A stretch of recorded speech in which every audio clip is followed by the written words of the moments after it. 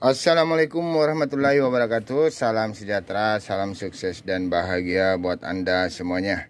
Ya, kali ini Polytron PLD 32T 1850 ya. Dan masih perawan, masih tersegel. Gejala kerusakan mati ya mungkin saja ya, petir ya. Ini baru masuk. Ya, sisa-sisa dari petir sekitar sebulan yang lalu. Oke. Tak ada indikasi indikator ya. Dan sudah tercolok. Oke, langsung saya coba lakukan pemeriksaan di sekitar area regulator ya, karena TV ini ya menggunakan satu baut saja ya, digabung keseluruhan ya. Jadi kita akan melakukan pemeriksaan di area regulator.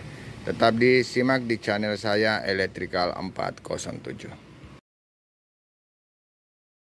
Ya, di sini terlihat ya bahwasanya TL431 mengalami kehancurannya pecah ya.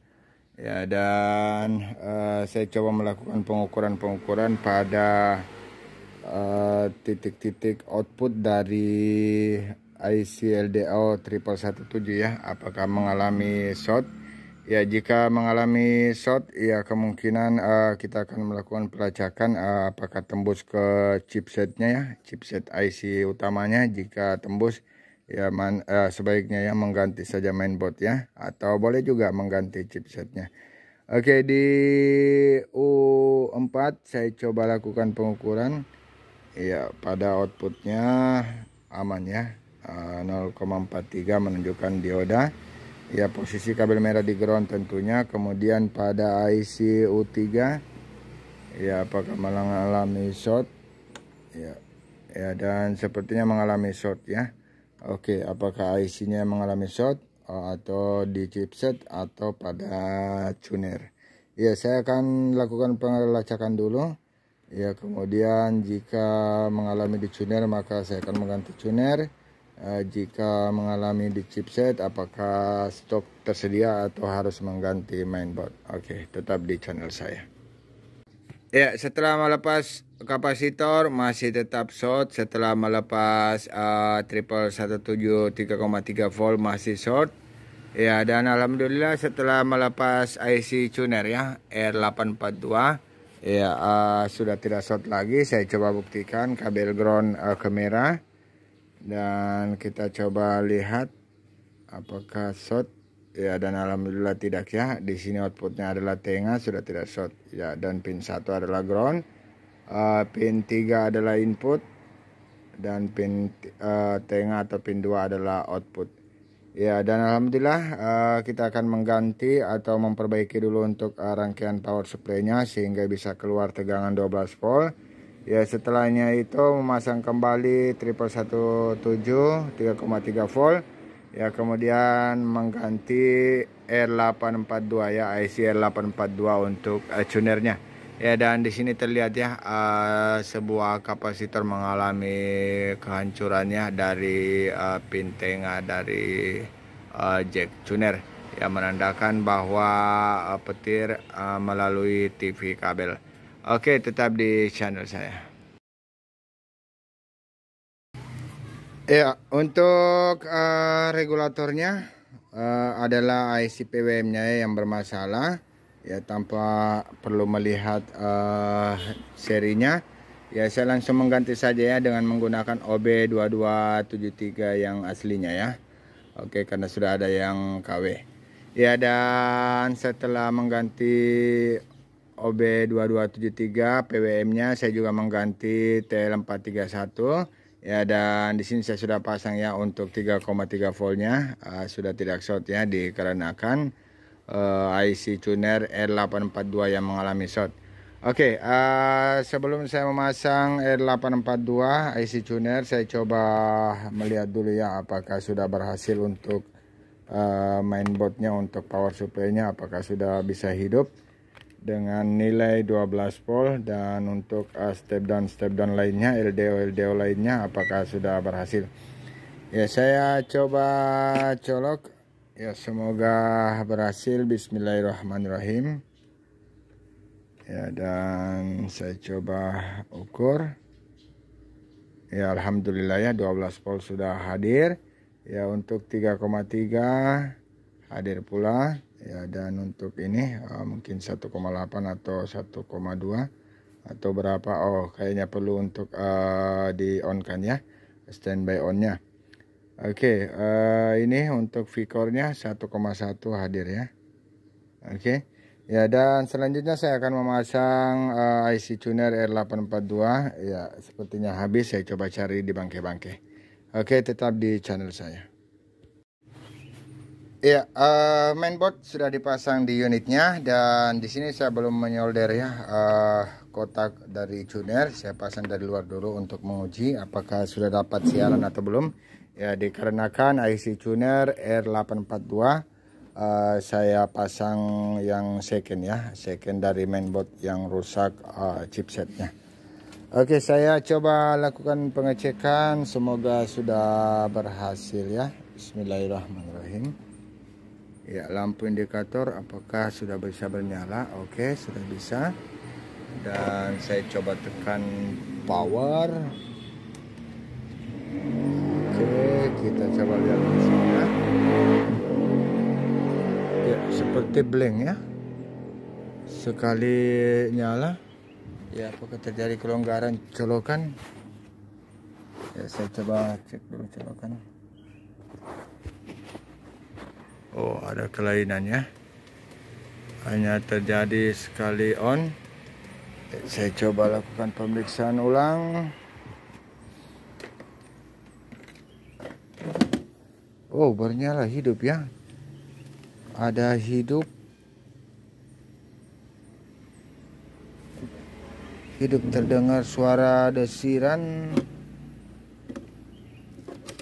Saya coba lakukan pengukuran pada 12 voltnya. Hadir 12. 3,3 hadir. 1,8 sudah hadir. Ya, backlight juga mengalami problem ya. Backlight, terjadi protek pada backlight. Ya, saya coba ukur untuk tegangan backlight ada berapa volt. Ya, parah juga ini ya saat meninggonya. 114 normal ya. Oke, saya coba lakukan pengukuran pada BL. Tegangan pada BL apakah hadir? Ya, hanya 10 volt. Hanya 10 volt. Ya, ada problem pada backlight. Ya, saya coba melakukan pengecekan ulang. Ya, di sini saya melakukan pengujiannya dengan menggunakan BL eksternal dan ternyata dapat bernyala. Ya, jadi kerusakan pada BL-nya. Oke, selanjutnya saya akan melakukan pergantian BL. Ya, kemudian kita akan coba kembali mengujinya. Ya, dan ternyata setelah memeriksa BL masih normal semua, dan TV ini sempat bisa bernyala BL-nya, kemudian mencoba menguji lagi ya beberapa kali ya, sehingga BL hanya bisa berkedip sekali. Oke, jadi saya akan coba mengakali resistor source untuk gate-nya. Ya, untuk gate-nya di sini ya, untuk gate driver BL. Ya, di sini ada resistor source-nya 3,3, kemudian 5,1, kemudian 3,9. Ya, dan jika ini semua terparalel berkisar sekitar 2 ohm ya. Jadi saya akan mencoba mencabut 5R1 ya, 5,1 ohm ya, kemudian kembali mengujinya. Ya, di sini saya sudah melepas ya resistor 5,1 ohm, jadi boleh dikata ini adalah 3,3 tambah 3,9. Ya, berkisar 1,7 atau 1,8 ohm ya resistor source terhadap ground. Ya, dan saatnya saya coba uji, semoga sukses berjaya ya. Ya, dan lampu indikator sudah bernyala, kita coba on. Ya, apakah dapat bernyala BL-nya? Ya, sepertinya alhamdulillah BL sudah bernyala ya. Oke, sukses ya. Oke, dan setelah ini saya memasang panel, kemudian kita akan uji kembali ya tuner yang short ya, apakah sudah berhasil menerima siaran TV kabel. Oke, tetap di channel saya. Iya, sehubungan proses pencarian siaran ya tidak berhasil ya, kemungkinannya di sini sudah 3 kali saya ganti IC tuner ya R842 dari mesin-mesin bangkai ya. Entah IC-nya problem, tapi saya yakin paling tidak di antara 3 satu itu masih bagus ya. Namun setelah saya melakukan scan siaran tidak berhasil ya, kemungkinannya saja ya rusak pada bagian IF atau bagian tuningnya yang masuk ke chipsetnya ya. Ya, jadi untuk itu ini tetap disimpan, bisa digunakannya untuk fungsi-fungsi lainnya seperti HDMI, juga bisa digunakan untuk tuner digital ya. Jadi tetap masih bisa digunakan ya untuk sementara waktunya, atau mungkin dipatenkan saja ya. Saya di sini menggunakan mainboard dari TV PLD ya, Polytron juga ya, PLD 24 AD123 ya, dimana konstruksi dari fungsi-fungsi eksternalnya sama persis ya, dari HDMI-nya, kemudian VGA-nya, dan out lainnya, USB-nya juga sama ya. Saya mungkin ingin memberi penjelasan sedikit ya, bahwa fungsi dari untuk sensor remote-nya ya, yang sebelumnya ini di kedua ya, keempat kosong, maka kita pindahkan harus kosong tengah ya. Ini dia untuk sensor remote plus indikator LED-nya. Di sini kosong tengah, jadi kita harus rubah menjadi kosong tengah ya. Kemudian untuk fungsi gambar kemungkinannya akan berbeda ya. Saya coba pindahkan dulu untuk jalur sensor remote plus indikatornya ya, kemudian kita akan uji. Ya, fungsi dari soket sensor remote plus indikator sudah saya pindahkan ya, dan saatnya saya coba uji ya, apakah bisa berhasil untuk LED-nya dan juga fungsi-fungsi sensor remote-nya ya. Oke, kita coba on. Bismillahirrahmanirrahim ya, indikator dapat bernyala berkedip ya, menandakan bisa ya. Oke, kita tekan power dan antena ya. Ini hasilnya ya, gambarnya cemong ya. Jadi kita akan masuk ke menu factory ya, siaran juga sudah ada ya, gambar menjadi cemong. Kita akan masuk untuk fungsi factory LVDS nya. Oke, saya akan rapikan dulu, kemudian kita akan setting setelahnya ya. Dan di sini saya juga sudah menambahkan foil ya pada koknya, agar koknya lebih awet ya. Oke, tetap di channel saya. Ya, saatnya kita coba melakukan factory mode untuk menyeting panelnya ya. Oke, di sini saya sudah memasang juga suara. Saya tes dulu untuk suaranya. Oke, normal ya. Ya, kita masuk ke menunya dengan menekan menu pertama. Ya, kemudian setelah menu kita masuk ke kontras ya. Kita pilih ke kontras, kemudian memasukkan angka 1014 ya. 1014 ya, 1014. Oke, setelah itu kita masuk ke menu setting ya. Kita masuk ke menu setting, tekan OK ya. Di sini ada panel setting ya, di bawah sini ada panel setting. Kita masuk ke panel setting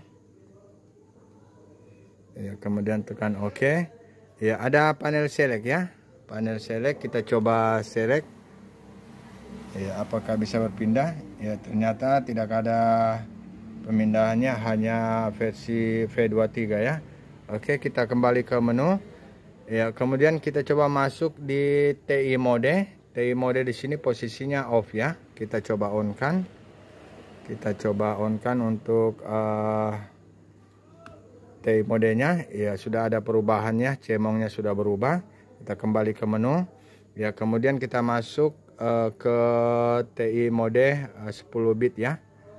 Kita coba masuk ke 10 bit, apakah ada perubahan ya. Alhamdulillah sudah berubah. Jadi jika tidak bisa diselect pada panel settingnya, maka TI modenya kita masuk di TI mode ya, di on kan ya, kemudian TI modenya kita rubah lagi ya.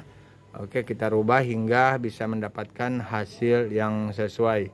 Oke, untuk panel selectnya apakah sudah bisa berubah? Ya, ternyata tidak bisa ya, tetap oke, no problem. Ya, demikian kita coba matikan, kemudian kita coba hidupkan kembali ya. Oke. Ya, sudah dapat hidup. Ya, alhamdulillah sudah sukses Polytron dengan gejala mati. Ya, kemudian proses pengerjaan sudah diupayakan, alhasil tidak bisa menangkap siarannya, meskipun sudah mengganti